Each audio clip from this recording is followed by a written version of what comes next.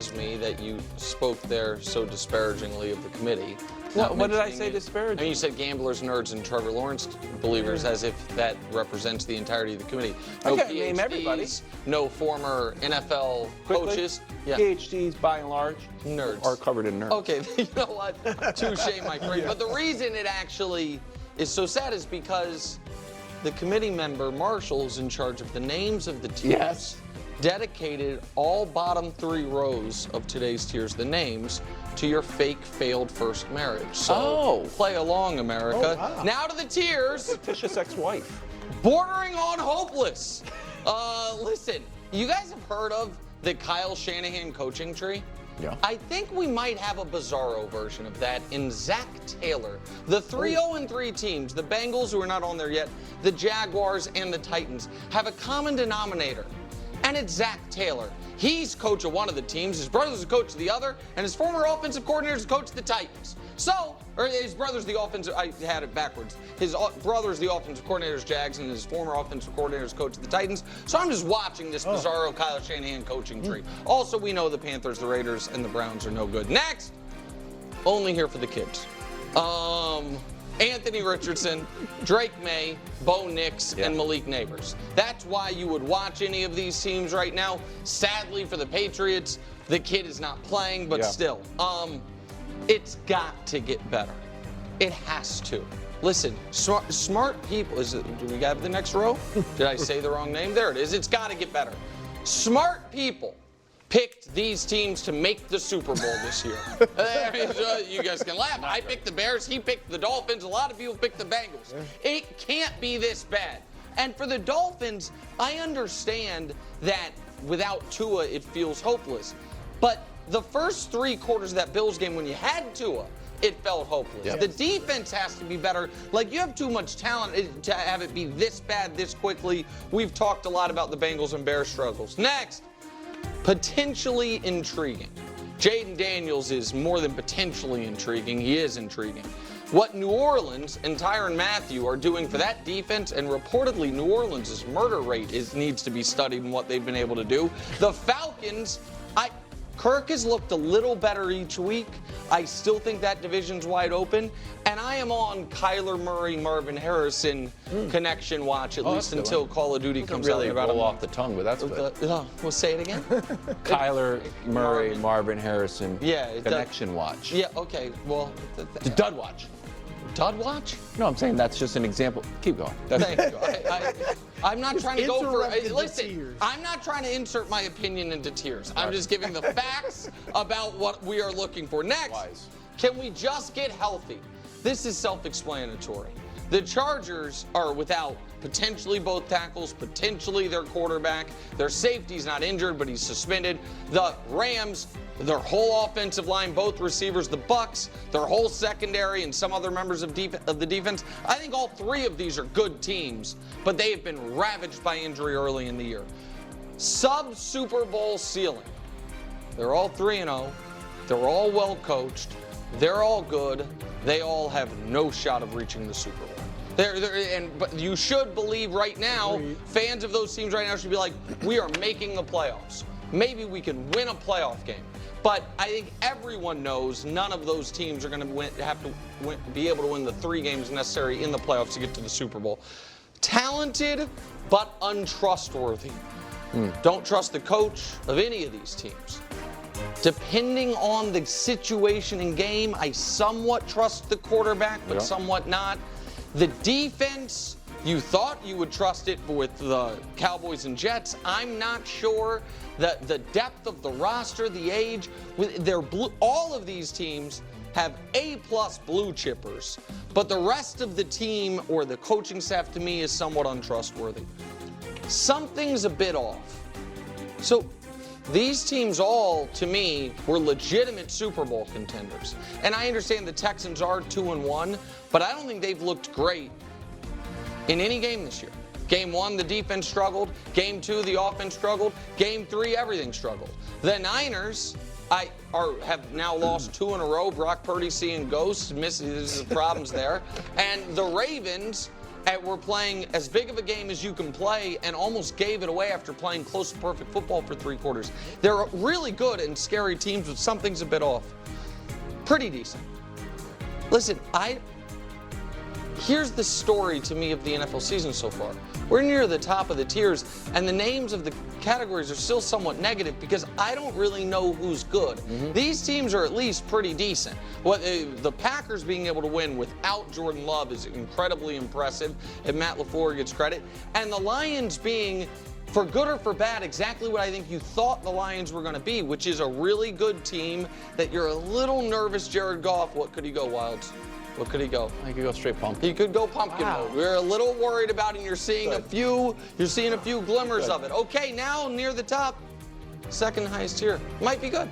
Buffalo Bills, they might be good. And then the top of the tiers, the Kansas City Chiefs, definitely good. Definitely. And listen, the Bills, the only knock on them is the weak schedule they've played, and we don't know how sustainable it is for them, particularly on the defensive side of the ball.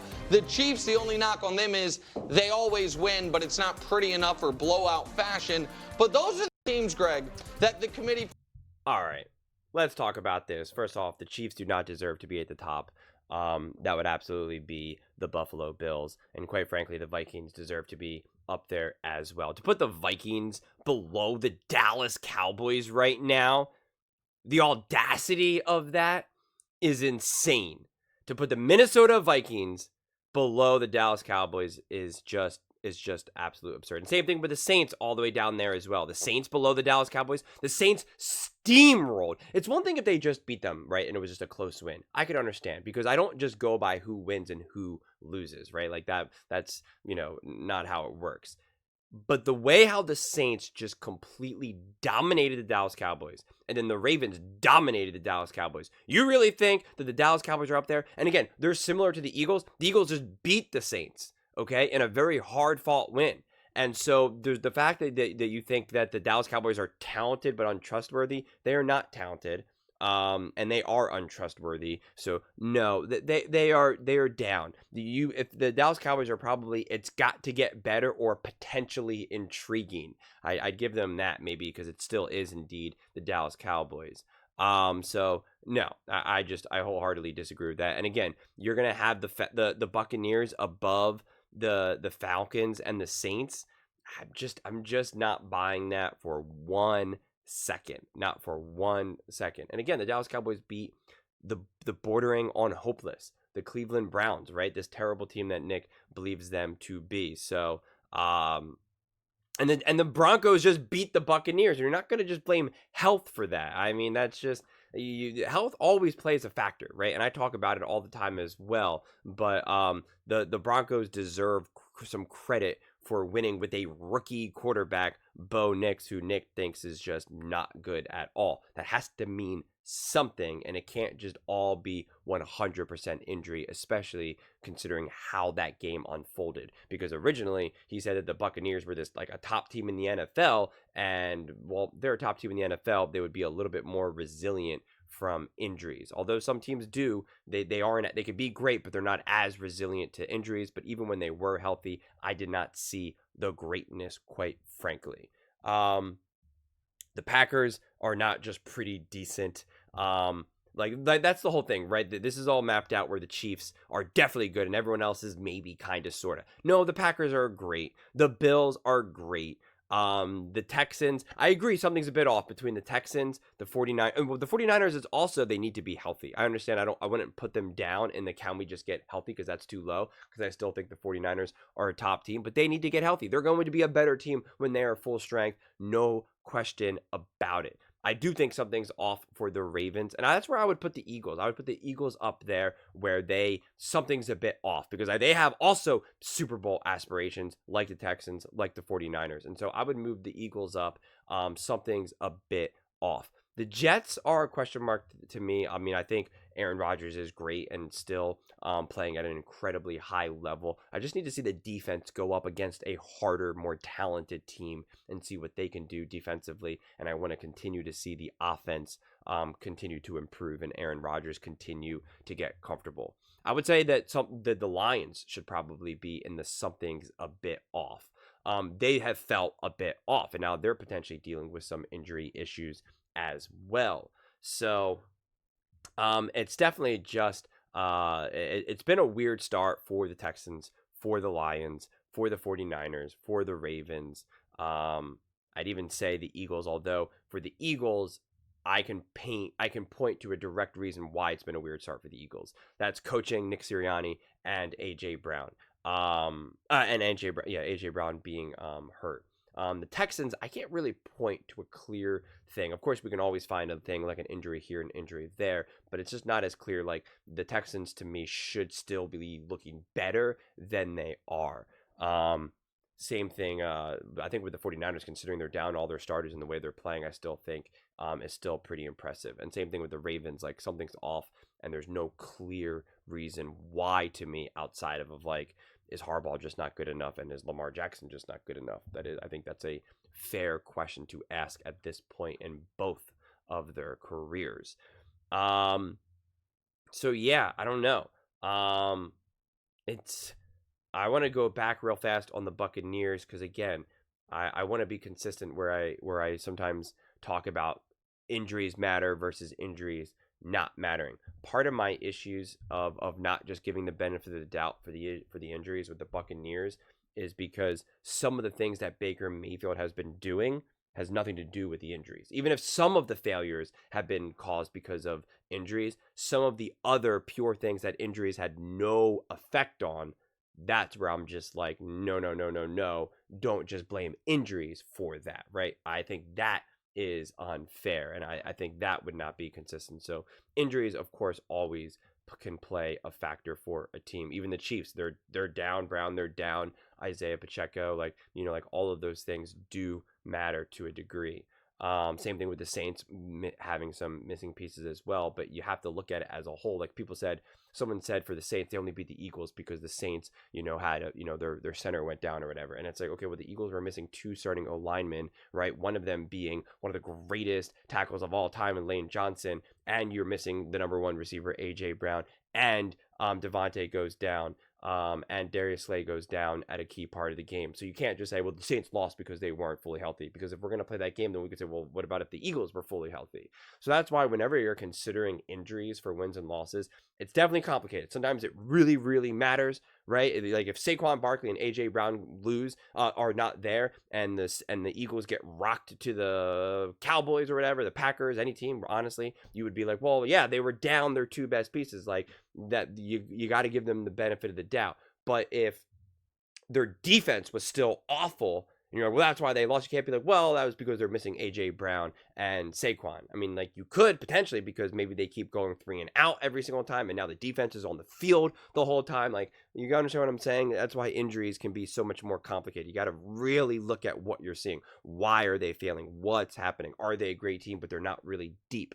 Do they have some injuries, but are the injuries now overshadowing like some other concrete issues that we're looking at? I think it's all relevant, and that's why you have to really watch the game and understand where some of these injuries are. So I just wanted to like emphasize that, because I bring up injuries plenty, and I don't want to act like I'm only giving the benefit of the doubt to some. Sure. So I'm curious to see what Brew has to say, and then we can go from there. I have to imagine he's going to have issues with Minnesota Vikings being that low, the Saints being that low. Trying to think if there's any other glaring things. It's not like the worst tiers out of all of them. I don't even have the biggest issue even putting the Cowboys and the Eagles together, although I do think the Eagles are better. And I think they've already proven that this year, considering they beat the Packers, they beat the Saints, and they pretty much had the Falcons, beaten. They obviously didn't get the job done, but then again, the Cowboys have only beat the one team, the Browns, so it's just hard for me to really accept that as a truth right now. And I think the Steelers should also be considered potentially intriguing, because I don't see how they're really going to go far with Justin Fields not putting up any points right now. You can only go so far defensively.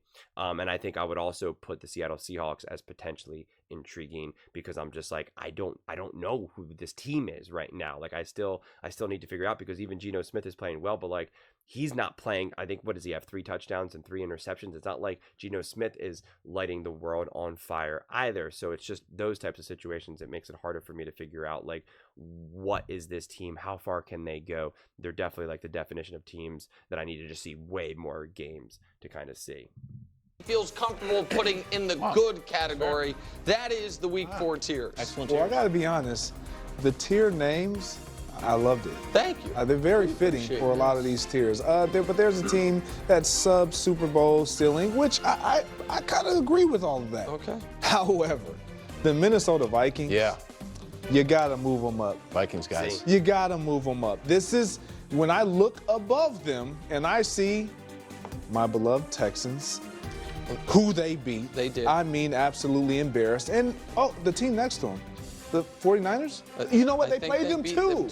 So let's take a look at how they beat these teams. It's been their defense, but look at this defense. I'm talking allowing only 10 points a game. That's second in the league. Rushing yards per game, that's second in the league. Well, they get after the quarterback better than anybody. They pressure the quarterback better than anybody. Things you got to do to have success on defense. And the main thing, take the ball away. Well, they do that pretty doggone good too. Brian Flores has been able to disrupt everything that every opponent is trying to get done. We thought it was a fluke because it was the Giants in week 1. Then when he did it against Purdy and that offense and Kyle Shanahan, it was like, oh my goodness. And then he does it again in the following week to CJ Stroud and that offense. It is real. And let's move to why this offense is good, in my opinion. Sam Darnold. Like, you don't want to give him credit. But when you've gone up against that type of a defense all offseason in training camp, you get a little bit better. Great point. You just learn a lot. You've seen so much that what oppositions are now going to throw out there on the field, it's simplified. It's not chaotic. And so when you look at his completion percentage, that's going to be up. His yards per, all these things. Pretty remarkable. Third down, they're really good in third down as well. Sam Darnold, albeit you have him on pumpkin watch, his team is good. And matter of fact, last year, they were with 2 guys that they aren't even at full strength with yet, and that's Addison and Hockenson. So we're talking about an offense, a quarterback that's going to get additional help coming soon. And these 2 guys, look at the amount of targets. Now, albeit Justin Jefferson missed a lot of those games, so they had to step in, and they did a great job as we're looking at right now. But when they get these 2 guys back, how much better can this offense get? The Vikings need to move up in the tiers. Wow. So, I mean, it's a compelling case across the board, and one would think it's it's really dispositive that they beat head up and beat soundly the Texans and the Niners. Yeah. The problem is, and I don't know if I've ever shared this, but the committee, one thing we do every committee meeting near the end before we set the tiers in stone, when you're talking about the top teams, we say, all right, everyone close your eyes.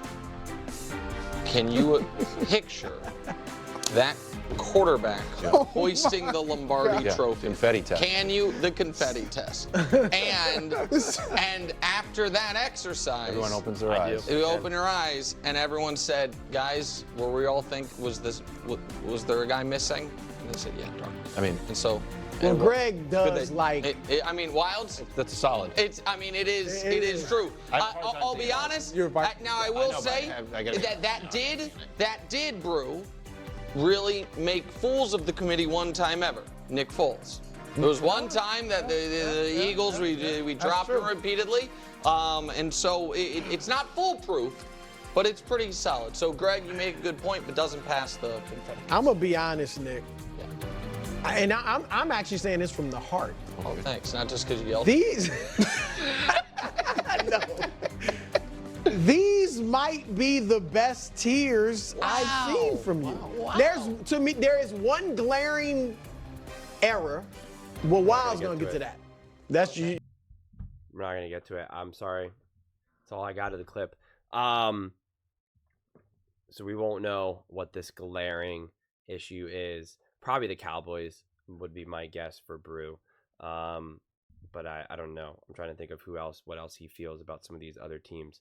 But yeah, I think, like I said, right, these tiers aren't awful. It's not insane. It's not madness. They're definitely more reasonable than weeks past for sure. But really, if I had to say what my biggest issue it would be out of all of the things, it would be that I would be putting the Vikings significantly higher, like Greg Jennings said.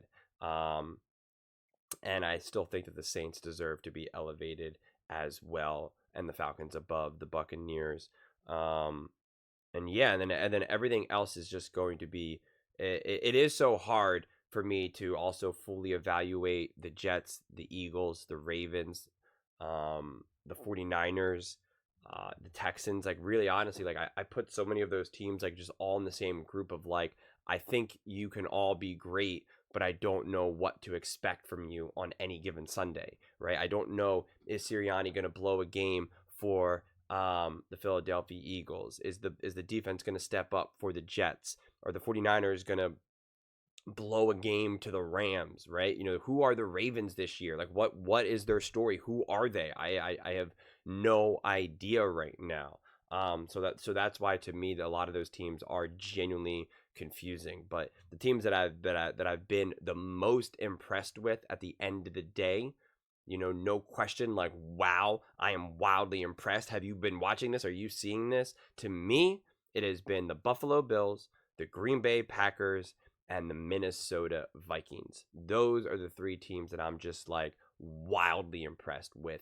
The coaching, the consistency, the game plan, and all of that. And so, if you said, who do you have the most trust in? Who do you feel the most, secure with? It would be those three teams, because I don't know, and obviously the Kansas City Chiefs are up there as well, because at the end of the day, you're also going to trust Patrick Mahomes and Andy Reid and Spags. But like, the Kansas City Chiefs have not, I mean, they just haven't been playing good football. They really, really, really have not. And we say this about and I say the same thing about all these other teams who win but don't play good, right? Like, I've said that about the Lions. I've said it about the Eagles. I've said it about I'm trying to think, the Texans. I've said it about the Buccaneers. I said it about the Falcons. I mean, I've said it about all these teams that even though you win, if you play bad, like, yeah, we can. There's some takeaways, and I can still look at this and say who was the better team, right? And I look at the Chiefs and say, when they played the Bengals, it was an ugly game. Who was the better team? I would say the Chiefs. And if you say, the Chiefs played the Ravens, they could have lost that game, but who was the better team? The Chiefs. So that does go a long way for me, but I just don't know how sustainable that is. That's what I question, and it's not a matter of, will Patrick Mahomes get it done in the playoffs? That has nothing to do with what the tiers are headed into week 4. It's not a projection into who do you think is going to win it all, win the playoffs, and all that type of stuff. It's what do they look like right now? That's the way I'm viewing it, and that's the way it should be viewed, without a doubt. But those are just my thoughts. I'd absolutely love to hear yours. What do you guys all think about Nick's tiers heading into week 4? Let me know in the comments below. I read every single comment. So whether you agree with me or disagree with me, either way, let's get in some discussions. Let's get in some fights. But ultimately, let's just have some fun. And please do consider subscribing. We are building an amazing community here, and I'd absolutely love to see you part of it. I want to build something that we all genuinely feel connected to. Something that we're really excited to be part of. I think we're well on our way to doing it. And please don't forget to give this video a thumbs up, as it really does help with the visibility and the algorithm. Thank you so much. See you next time.